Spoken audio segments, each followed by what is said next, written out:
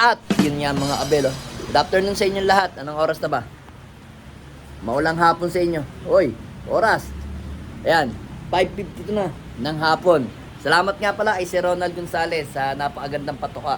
Breeder mix at saka flyer mix. Ayan mga abel, oh. Agandang patuka. So yun, tapos na tayo magpakain sa mga ibon natin sa flyer. Yan. Then yung ano nga pala, yung mabalita ko sa inyo yung kahapon natin na pasaway na ibon doon. Yun know, doon na dapo sa may ano na yon, puno na yon. Ngayon,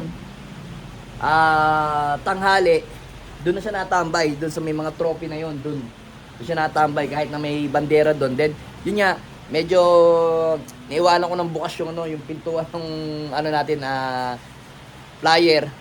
Nabuksan, pag malakas yung hangin nabubuksan. Kung saan naman nasara, kaso nakakawala yung ibang young bird, kaya nakasama niya, tas may bandera, kaya kaninang tanghali, medyo siguro nakawala mga mga 7 o 8. Tapos nung dumating naman ako, tinanggal ko yung bandera, nagpasukan sila. Pero yung talagang pasaway, matindi talaga.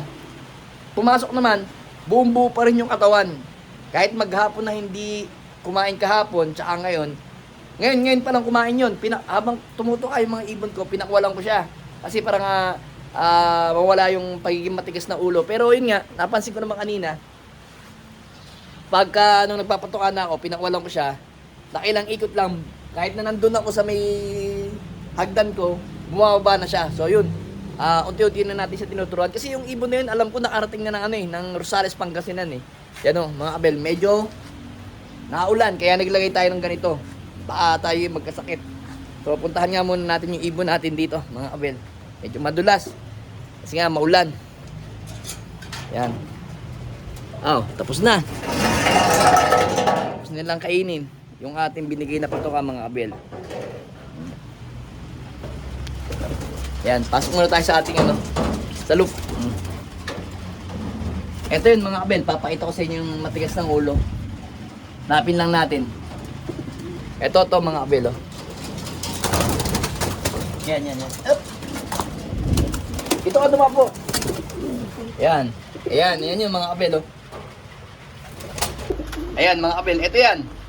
Ito yung pasaway kahapon, ayan, no. Super kulit. Ayan, no. Hen siya mga abel, ayan, no. Kita nyo, ang kinis niya, blue bar. Kapatid yan nun, asan na yung si checkered na isa. Yung matanda. Ayun, kapatid nun, yung black check na yun, tita nyo. Ang kulit, di ba? O, ayan, no. Gusto na naman pumunta dun, no.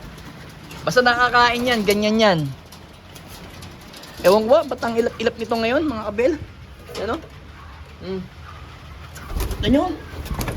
Ayaw ng Hindi ko alam kung ba't naging mailap yan.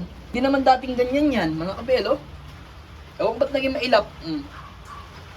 Ayan, ito, kapatid niya to sa sa nanay. Ito, blue bar na to. Pinakabata sa south natin. Ayan, oh. Ewan ko, ba't naging matigas ang ulo na ito. Pero to, nakarating ito ng Rosales, magandang uwi nito sa karera. Pero dito kasi sa loop natin, medyo, yun nga, naging matigas ang ulo. Wala tayong magagawa kasi may ugaling asal yung mga Peter ko pagka may palatambay sila. Pero sa karera naman, maganda yung pinakikita nila. Talagang may katigasan na ng ulo. Kailangan mo lang talaga sila disiplinahin. Kaya yan, nagwawala na dito sa loop natin kasi nakakain na. Gusto na uling makawala para tumambay na uli sa kabila. Ewan ko dyan. Ulit. Yan. So yun mga abel, ito, tapos na silang kumain. Meron na akong papakita sa inyo dito mga abel. Baba na tayo dito. Ayan na lang, sarado natin to. Para tayo? Hirap pag basa na ulan. So may papakita ko sa inyo dito. Yan. So, di ba sabi ko nga sa inyo, nakapagpalabas na tayo dito sa dalawa nating ibon. Yan, dalawang itim. Ayan, oh. Ayan, mga kapel, oh. Dalawang itim natin, oh. Napakaganda, oh. Ayan. So, kunin nga natin. Nasingsingan na natin itong mga to, eh. Kunin lang natin, oh, mga kapel. Aray ko! Sakit. Ayan. Kita nyo, mga kapel, oh. Ayan. Yung ibon na to, sigurado, itim yan. Yan. Ganyan yan ang kulay, ganito. Ayan, ganitong kulay niyan. Merwing sigurado. Ito nasingsingan na natin to ng ano, yung PRC. Yung namatay sa atin, yung pinatay natin na done check kasi nga, di ba, ang daming bulutong. So ito, isa na naman to sa mababaksin natin sa susunod na araw pag medyo malaki na sila. Yan. Yan o, itim na itim o. Napansin ko lang kanina to. Kasi, nung sinalpakan ko to ng singsing, wala pang masyadong kulay eh. Pero ano na siya, medyo maitim-itim na siya. Hindi kagaya nito, talagang may itim na. Hindi kagaya nito na may itim na talaga. O mga kabel, o. Kita nyo, pansin nyo, healthy. Healthy, ano? Healthy yung young bird natin. Sana maganda ang ipakita nito. Kunin natin yung kapatid. Dito mo muna ha. Kunin natin yung kapatid mo. Mas malaki ata yung kapatid mo. Ari ko, ang tapang ng ano. Ari ko. Ayan. Mas malaki pala to. Pero ito kulay na itim na talaga. Ito naman nasalpaan na natin ng PUF South din. Yan ang gandang ibon, no? Pero mukhang ito ang barako. Itong isang tong barako, ito ang babae. Pansin ko lang ha, tumitingin kasi ako sa ulo.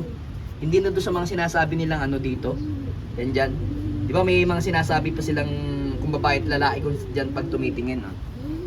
Yan, no? Bela. Ay! Anak teteng, may puti ka pala sa bagoy. Sandali, mga abel, nababasa ako. Ito natin ilagay, yan. Anak teteng, may white light ka pala, hindi ko napansin. Ayan mga abel, ayan o. Pansinin nyo ha, dito tayo sa kabila. Tatalikod. Ay, ito walang white light.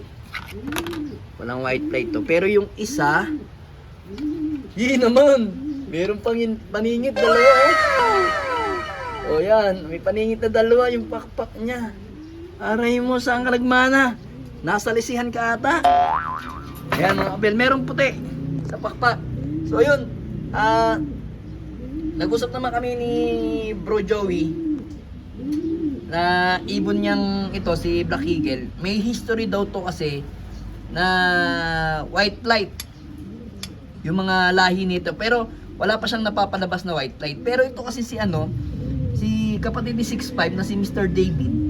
Kasi may dugo kasi itong Jansen President, may dugo kasi yan. Eh di ba ang Jansen President natin may white light. Kaya yun, sabi ko baka nagmana sa Jansen President sa kay Mr. David, yan no. Eh sabi naman nung kaibigan ko, kumpare natin, meron din daw lahi yung itim niya. Yan oh. Ganda oh. Yan, meron tayong dalawa. Balik na natin, mga kabel. Tapos tingnan natin yung kabila. Ay ko, napakatapon talaga nito. Ay ko. Violente.